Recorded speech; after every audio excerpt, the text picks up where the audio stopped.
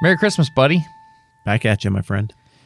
I'm in favor of doing a simpler episode this time around because I want to spend time with family. I assume you're in the same place. Yeah, I very much am. At the same time, though, we got a lot of history with the third chair. And so I want to check in with the people who do this with us. Yeah. So, I don't know. I had an idea, and I think it's pretty simple, but I think you'll get a kick out of it.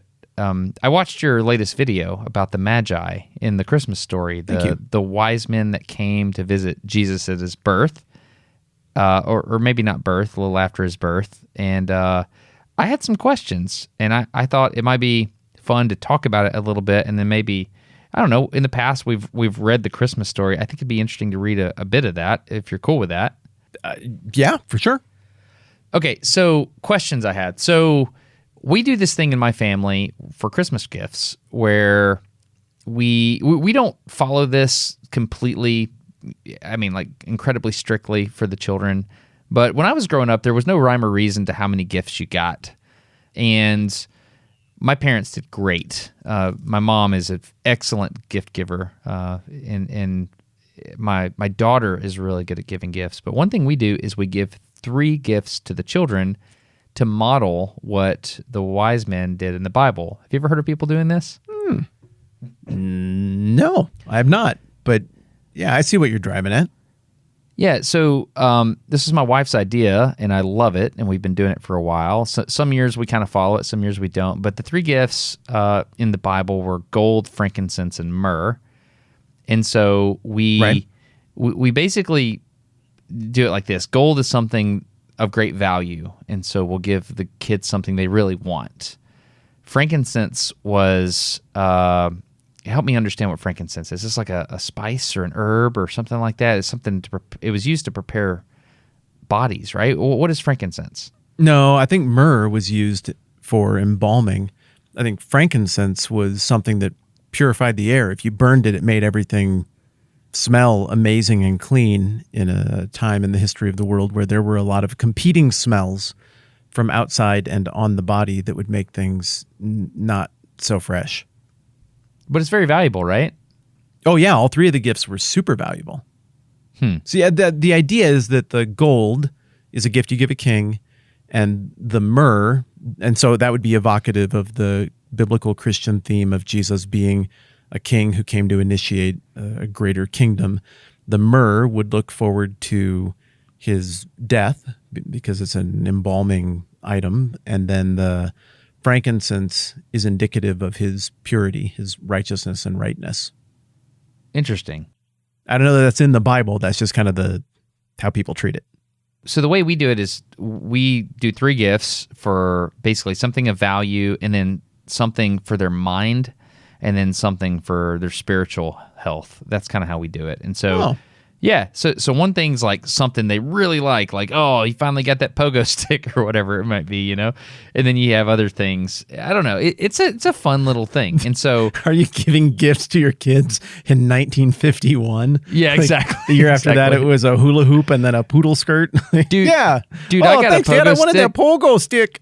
Dude, I did get a pogo stick one year, and it was amazing. I used to wait for the bus at the end of the driveway trying to break the record for the number of hops on the pogo stick. It was amazing. I loved it.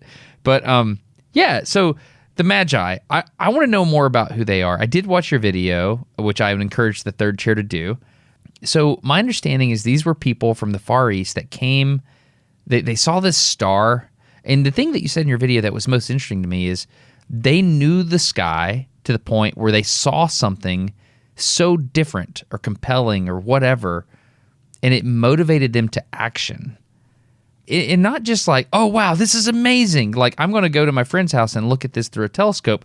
Like, they knew a specific place that they were, and they knew where to go. And in order to do that, that's just fascinating to me. Well, and they thought they should bring gold. Yeah. That part's pretty insane, too. Yeah, so can you just I just want to hear you talk about this for just a few minutes, and I just want to hear your thoughts on who were the Magi, or the wise men, as I've heard it called. So, yeah, just dump it on me. All right. Well, some people think that these were specifically religious practitioners within Zoroastrianism, which, for as long as I've known that word and been familiar with that ancient religion, continues to be a mouthful. Certainly, that's like northern Magi, Iran, right? I've known some people that Yeah. practice this. Yeah, northern Iran, like Yeah, near me as where well. Kurdistan would be. Correct. And some people, for that reason, believe that the Kurds are somehow descended from the same people group that are the Magi of Matthew chapter 2 of the Nativity story. Could be. Some people think that there were Western practitioners or further Western practitioners of a similar religion that would have hung out in Petra in modern-day Jordan. You're familiar with Petra, right? The stone-carved city Yeah. from Indiana Jones. Yeah. Could be that. It doesn't square neatly with the Matthew chapter 2 account because it wouldn't be that far of a trip. That would be relatively local. For King Herod, they would have known who King Herod was. They wouldn't have had any reason to go back on a different route because it just wasn't that far away. And it's not a stone's throw, but it's a day trip from Jerusalem today if you're traveling in the Holy Land. So I think they were from the Far East. The same term for magi that we see used in Matthew chapter 2 also got used to talk about the magi early on in the book of Daniel. But those were two different languages, right? So Daniel would have been written in what language? Yeah, Daniel it's a goofy one because it's got the most linguistic variety of any of the Old Testament books. That would exist in Hebrew, but there are also portions that are in Aramaic, and there's also linguistic influence from the language of the Babylonians there. And so there's a couple passages in Daniel that seminary professors will say, like, this is the hardest part of the entire Bible to Really? translate. It's super cryptic and difficult. And so, yeah, I mean, it was a mismatch of cultures there for a while. So it makes sense that it would be difficult to reconcile all of that language as neatly as we might be able to do with other parts of the Bible. But yeah, Daniel has several interactions with court magicians, and there are all of these extra biblical sources who are like, oh yeah, this magi thing, it's totally a deal. You got your low-ranking, cheap trick sorcerer magic people who do like illusions and things. That's different. They'll sell you a curse for a rival racehorse in the marketplace for $10. That's not what we're talking about here. The ancient historians also describe this upper crust, fancy wielders of arcane, secret, dark, even sometimes knowledge, that this class of like what we would now liken to like the Masons or the Knights Templar, almost like a secret society who operates in the shadows and has secret meetings and wears robes, and they know stuff that other people don't know, and they're the keepers of the flame and this ancient knowledge. And Aristotle is quoted as believing that this same magi tradition from the East, like in Persia in the hundreds of years leading up to the time of Christ, that it's the same intellectual tradition as what happened in ancient Egypt, even in the court of the Pharaoh that you hear coming up in the book of Exodus. Oh, like during the plagues. That's always bothered me. Where the Moses part about shows, the snakes. Yeah, exactly. Turns the staff into a snake, and then the court magicians are like, okay, boom, snake staff. I was like, wait a second. Yeah, but they're the then bad Moses' guys. snakes eats their snakes. Yeah, it bothered me too.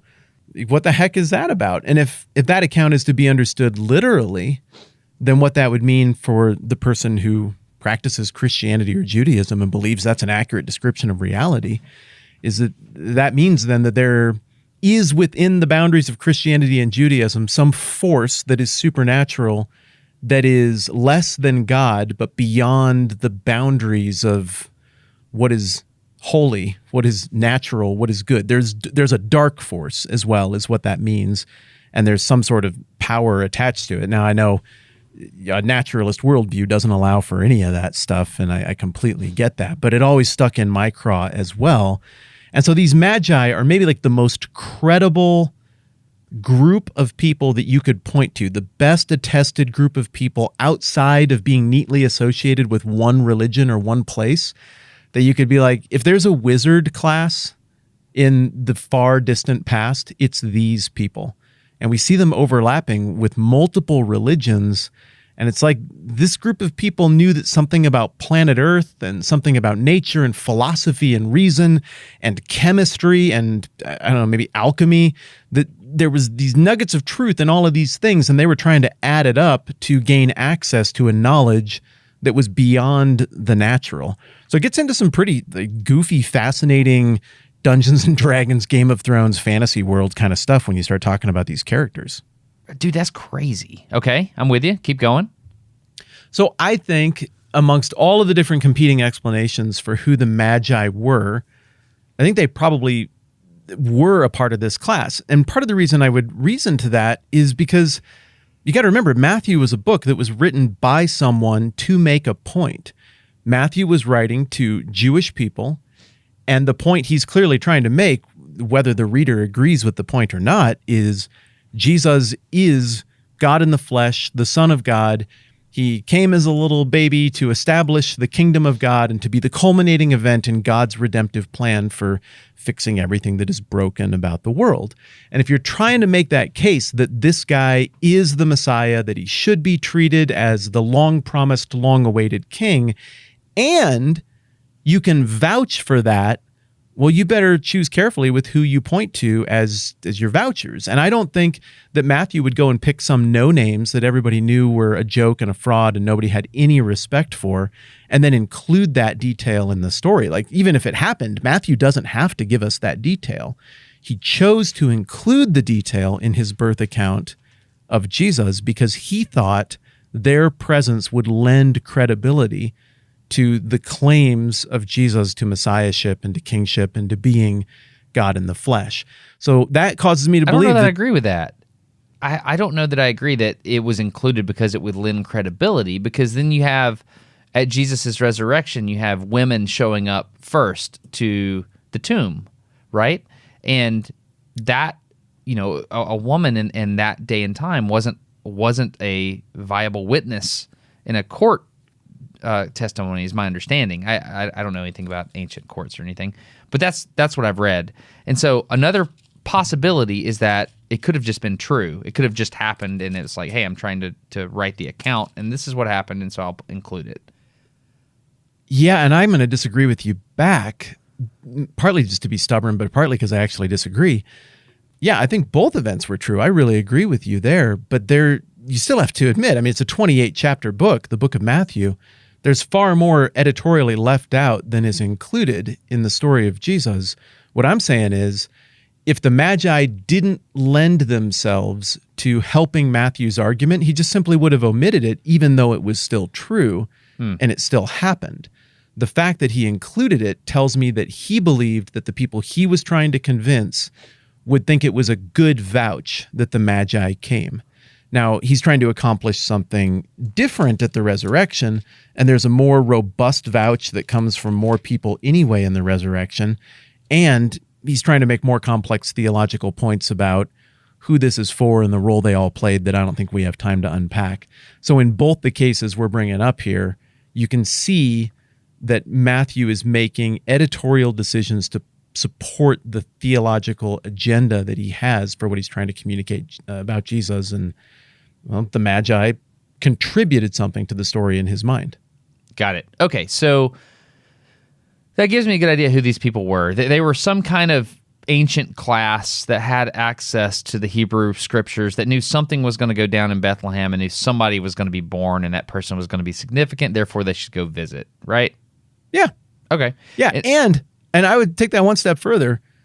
The data that they had and that is now lost to you and me must have been so massive regarding the natural world that, look, I mean, you agree with their conclusions. You think they should have made the trip, shouldn't have made, I mean, whatever your opinion is, they must have had so much clarity on what the normal rhythms of things were that the appearance of one celestial body that, mind you, everybody else missed. We have no record of anybody else even catching it, so it wasn't that glaring. But that appearance of one celestial body was enough for them to put their reputation on the line, at least a couple years worth of their lives on pause to go and make this trip. And they spent a crap ton of money and then donated it to some little kid. They were very, very sure of what they had. And what that tells me is they must have had a very robust data set for one anomaly like that maybe wouldn't even catch the eye of you or me to initiate such action on their part. So there's this website, I forget it's like heavensabove.net or something like that. I forget the exact URL. But for years, when I started doing astrophotography, I started logging in. I was like, okay, what can I see tonight? And you can do a couple of things. You can see actual constellations. It'll show you a star map for that given night at your specific, geolocation. But it'll also tell you the different satellites that are in orbit, both natural and man-made. And what's cool is it'll say, okay, this one will appear at this declination at this time on this, this angle of the horizon. You'll be able to see it from here to here over the sky, but at this point it'll fall behind the Earth's shadow and you won't be able to see it. So for 3 minutes you'll see this from here to here, and then it'll go away. And sure enough, you point the camera up, boom, you see it. You click the shutter, and you get the star streak as it goes across. And I've always found that to be incredibly fascinating. In order to understand a satellite, you have to have something called a state vector. And a state vector, I forget how many terms it has. I'm not the best at orbital mechanics. I think it has at least 6 terms. And if you can figure out where something is and where it's going, then you can do all the math related to its orbit, and you can figure out where it's going to be 2 weeks from now, ideally. It kind of falls back to Earth and stuff like that. But there was this dude years ago that lived in Maryland, and his hobby in the 50s was to say, okay, what launches have happened and what orbital inclination were these satellites inserted into, and where are these things at? And so he literally had in this notebook when Sputnik was launched. And he didn't just say, oh, Sputnik was launched on this day. He wrote, this is where it was launched from. This is the eccentricity of the orbit. This is the orbital inclination. This is the period. All this different stuff.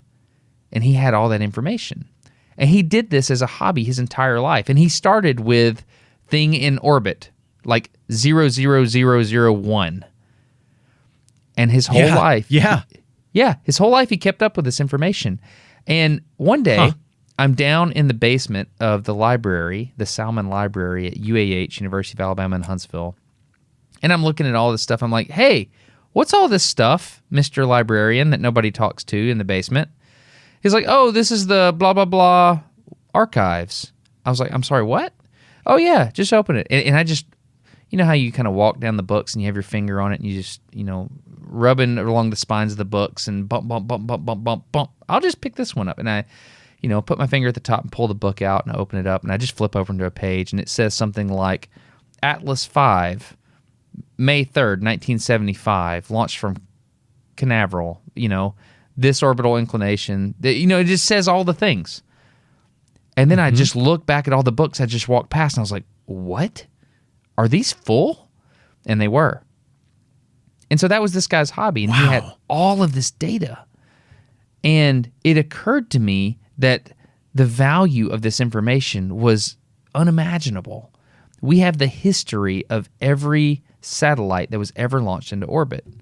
Now, likewise, you could reestablish the night sky, including what man-made things were in it at any given point, on any given day, at any given time, with the data in those books.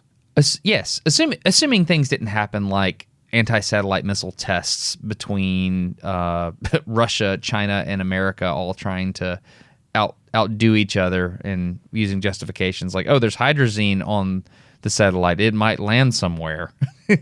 we did that. Anyway, long story short, fascinating. You get it. You're a historian. You understand the both technical value of that and the historical value of that.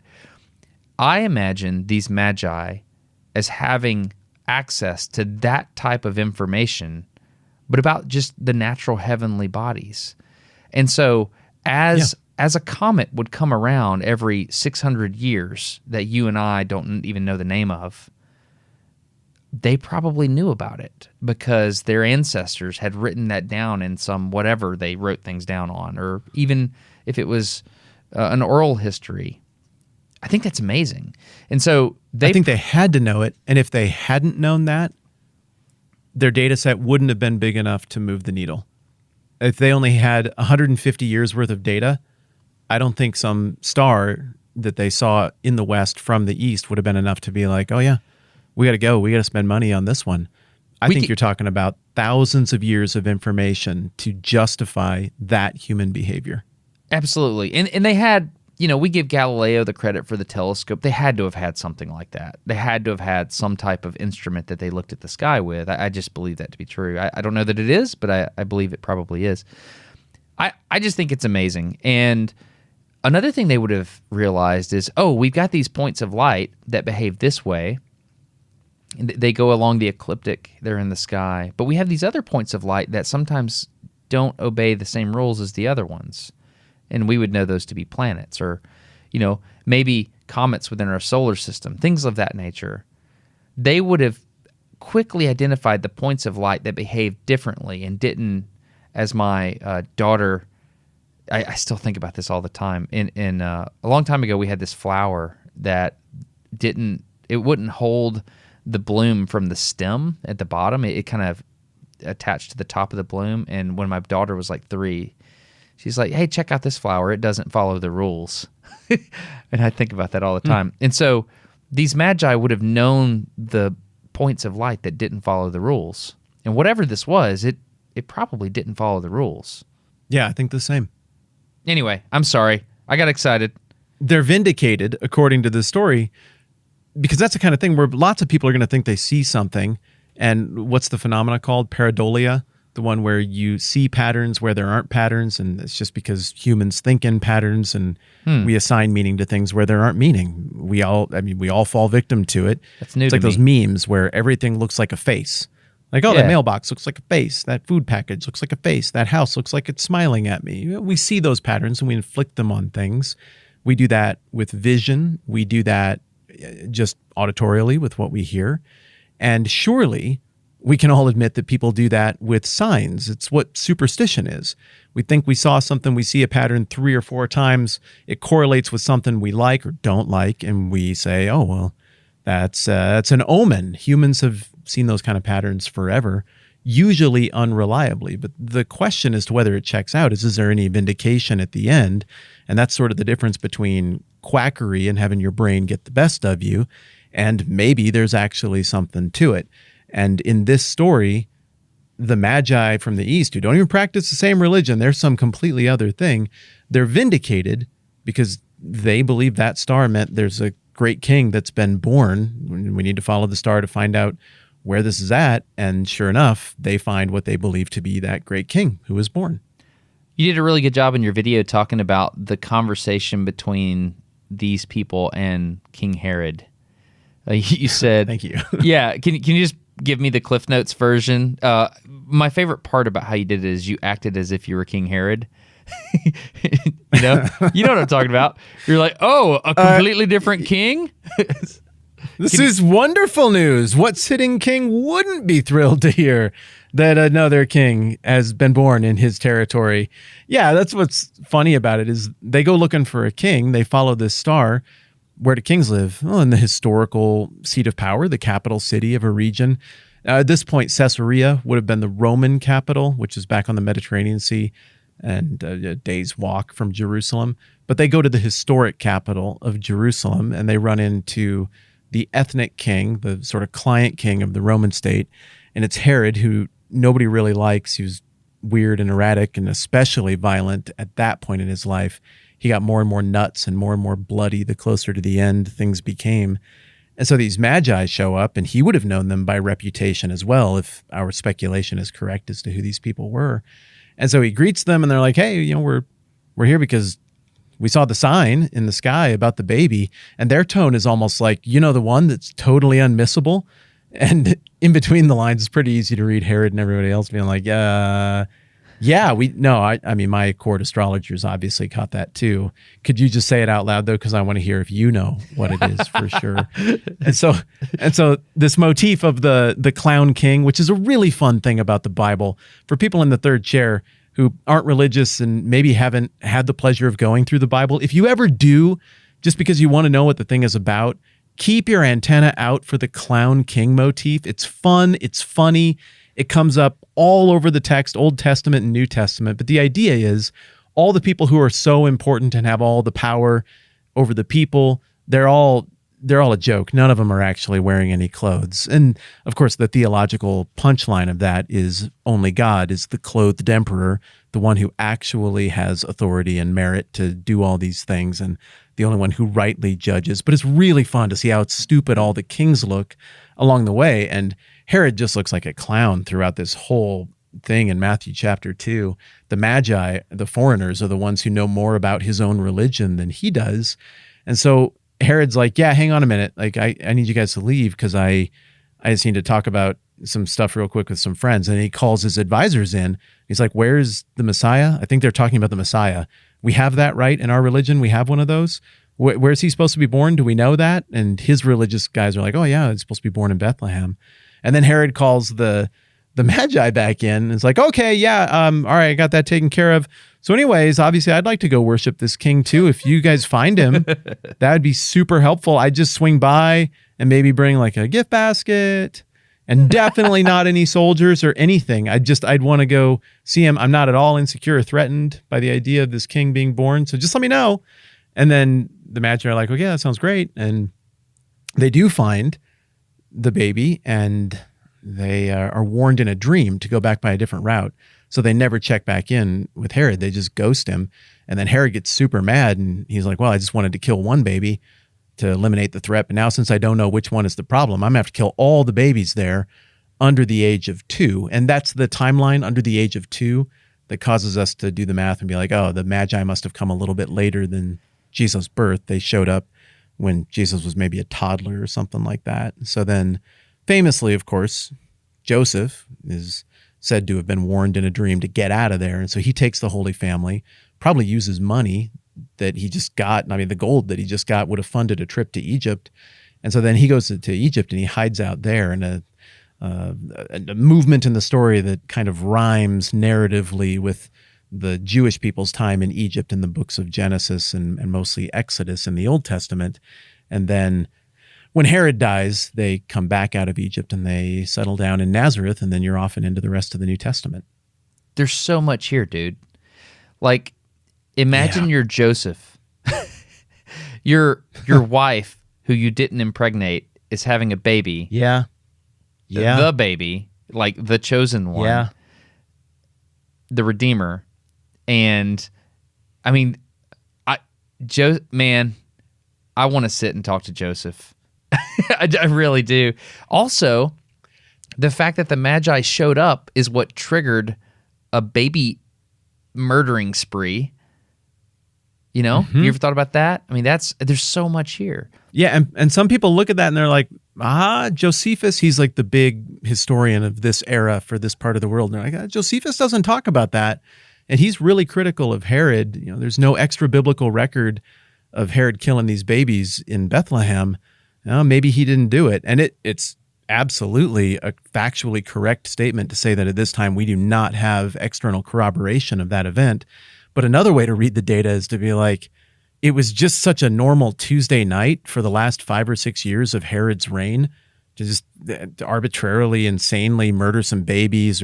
Herod set it up so that he had a whole bunch of people who were going to murder like 1,000 adult men on the day of his death because he knew nobody in Jerusalem or Judea would be sad when he died, and he wanted there to be mourning. So he's going to have a whole bunch of people just arbitrarily, randomly killed under his kingly orders. And fortunately, the people who were ordered to do so were like, I don't think we're going to do that at all. So this guy was just maniacal and nuts, and it did not take much to set him into a very violent frenzy, even within his own family. So the behavior is very consistent here with what we see from Herod in other extra-biblical accounts as well. We live in pretty good times. Yeah. I mean, yeah. I don't know. This is what I want to do here, Matt. And you told me in a previous phone call that this was Matthew chapter 2 after I watched your video. Mm-hmm. And so briefly, can you tell me the account of the nativity story in the Gospels, Matthew, Mark, Luke, John, and why we're going to read Matthew 2 here in a second? Sure. Yeah, Mark and John don't really give us much at all. And the reason for that is that Mark, the shortest of the four gospel accounts, those are the accounts that describe the life of Jesus in theological biography terms.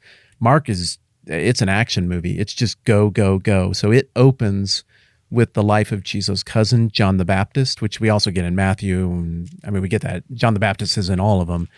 But Mark doesn't even give us the birth account. Peter was probably the brains behind Mark's account. Mark probably gleaned all of that from him. And Peter wasn't around for the birth, and Peter's not the kind of guy who would have gone and done the historical homework to be able to tell Mark.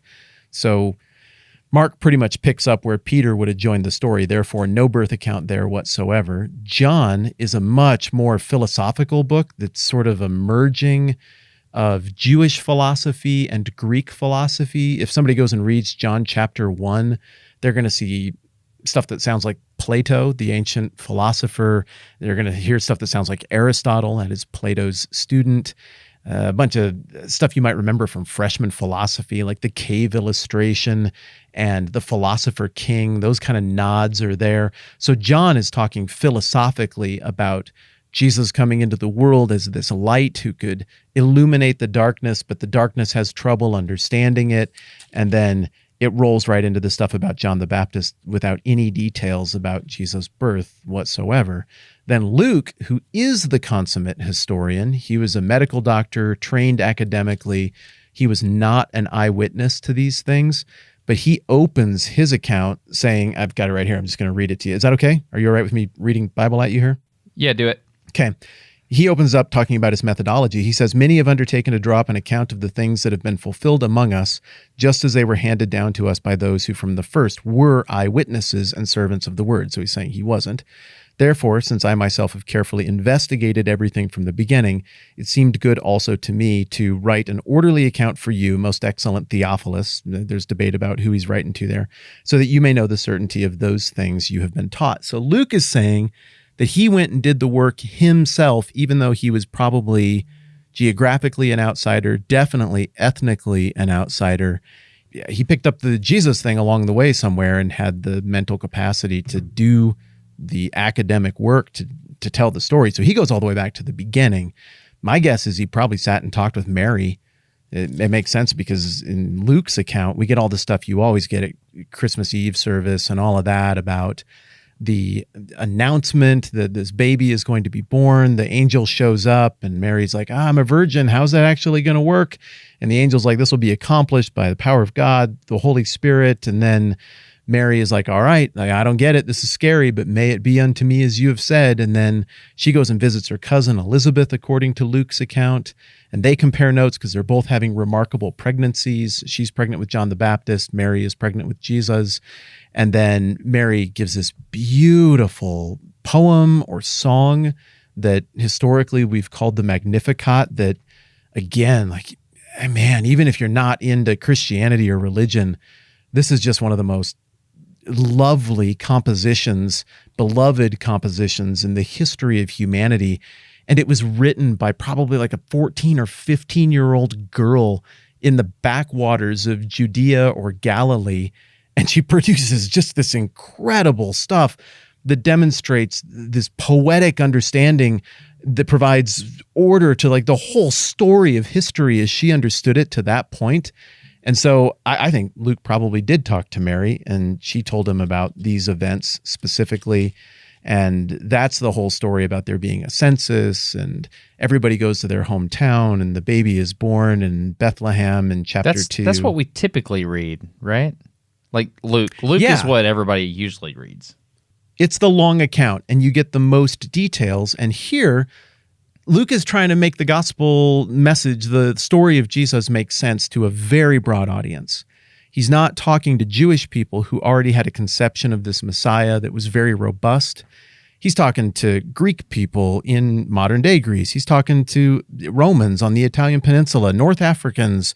This thing is meant to be consumed by everybody. So he's trying to tell it in broad strokes that would sound like the notions of heroism and a very important backstory. Like everybody would have expected that from the kind of hero Luke is holding Jesus out as being.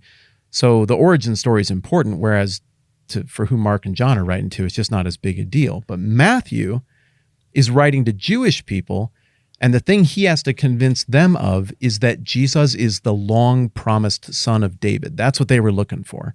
And I suppose most Jewish people today would say, oh, that's what we're still looking for. This is where we disagree with Christians. We agree on the Old Testament. You Christians think that Jesus was the Messiah and the fulfillment of the Old Testament. I think most Jewish people would say, we're still keeping an eye out for that Messiah. We don't think he's come yet. Well, Matthew, who met Jesus and hung out with Jesus, he thought that Jesus was the Messiah. So he opens with this long genealogy that just isn't fun to read at a Christmas Eve service, so we don't do it. But the genealogy has all the big rock star names from the past, like Abraham and David and all of that. And it's meant to demonstrate that Jesus is descended from this line humanly, but also from God supernaturally. So that's like the street cred, right? Yeah. It's like they all have a really good sense of what's going to play with their audience, all four of these different authors. And so none of them waste time on stuff that is going to have no cred to their audience, and all of them throw a ton of time at what will make sense to their audience. So yeah, you get it. That's where we pick up here in Matthew chapter 2. So we just got through all the street cred in Matthew chapter 1. We hear a little bit about Joseph, and we hear a little bit about the birth. And then we pick up here to the visit of the wise men. You want to just read it? Should we just do that? Oh, heck yeah. Yes. I thought you'd never ask. I like the Bible. I'm for that. I got the English Standard Version in front of me. What are you reading from? The one I have on my desk right now is a New International Version 1984 translation. It just happens to be what I got. Okay, sounds good. How do you want to do it? Do you want to go first or you want to meet? So I'm looking at Matthew chapter 2. I'm seeing 23 verses here. Which one would... How about I start and then you pick up at 7. Does that work? Sure, let's do that. All right, you go through 7. Take it away. My whole reason or desire to read this after watching your video is I want to like get into the head of the wise men. I also want to think about Herod, and then I want to think about Joseph. This is a very, very short account. We're talking about just a few sentences, but there's so much here. All right, so here we go. Matthew chapter 2, the visit of the wise men. Now after Jesus was born in Bethlehem of Judea in the days of Herod the king, behold, wise men from the east came to Jerusalem, saying, Where is he who has been born King of the Jews? For we saw his star when it rose, and have come to worship him. When Herod the king heard this, he was troubled, and all Jerusalem with him. And assembling all the chiefs and priests and scribes of the people, he inquired of them where the Christ was to be born. And they told him, In Bethlehem of Judea, for so it is written by the prophet. And you, O Bethlehem, in the land of Judah, are by no means least among the rulers of Judah. For from you shall come a ruler who will shepherd the people of Israel. Then Herod called the Magi secretly and found out from them the exact time the star had appeared. And he sent them to Bethlehem and said, Go make a careful search for the child, but as soon as you find him, report to me so that I too may go and worship him. Well, after they heard the king, they went on their way, and the star they had seen in the east went ahead of them until it stopped over the place where the child was. And when they saw the star, they were overjoyed. On coming to the house, they saw the child with his mother Mary, and they bowed down and worshipped him. Then they opened their treasures and presented him with gifts of gold and of incense and of myrrh. And having been warned in a dream not to go back to Herod, they returned to their country by another route. And so I'm picking up with 13 here. Now when they had departed, behold, an angel of the Lord appeared to Joseph in a dream and said, Rise, take the child and his mother and flee to Egypt, and remain there until I tell you, for Herod is about to search for the child to destroy him. And he rose, and he took the child and his mother by night and departed to Egypt, and remained there until the death of Herod. This was to fulfill what the Lord had spoken by the prophet, Out of Egypt I called my son. This is verse 16. When Herod realized that he'd been outwitted by the Magi, he was furious, and he gave orders to kill all the boys in Bethlehem and its vicinity who were 2 years old and under, in accordance with the time he'd learned from the Magi. Then what was said through the prophet Jeremiah was fulfilled. Quote, A voice is heard in Ramah weeping and great mourning, Rachel weeping for her children and refusing to be comforted because they are no more, unquote. After Herod died, An angel of the Lord appeared in a dream to Joseph in Egypt and said, "Get up, take the child and his mother, and go to the land of Israel, for those who were trying to take the child's life are dead." So he got up, took the child and his mother, and went to the land of Israel. But when he heard that Archelaus was reigning in Judea in place of his father Herod, he was afraid to go there. So having been warned in a dream, he withdrew to the district of Galilee, and he went and lived in a town called Nazareth. So was fulfilled what was said through the prophets, "He will be called a Nazarene." Does anything good come from Nazareth? That's good Bibling right there. Yeah. Well, I tell you what is significant there. Oh, go ahead. I was just going to say, I appreciated your video, man, and I enjoy talking about this stuff with you. So thank you very much for making me think deeper about this. Yeah, I really appreciate you saying that. Thanks for letting us do a little bit of Bible stuff on the podcast here. I think this is important and fascinating regardless of someone's precise convictions. But man, for somebody like me who thinks there's a deity behind this, it's even weightier and even more fun to get into. Yeah. Dude, I'm convinced. I love it. So thanks for this is why I reached out to you in the very first phone call. Because I knew you could explain this stuff well to me. I really appreciate it. So making crappy Bible videos on the internet. Yeah. That's nice of you to call. Thanks. That's been a good thing. I'm thankful for that this Christmas time. Yeah. Well, Merry Christmas, buddy. I really appreciate it. I appreciate the friendship. Thank you, third chair. I appreciate you too. Yeah, agreed. Merry Christmas, buddy. Thanks for doing this. Yeah. Merry Christmas. And Merry Christmas, third chair.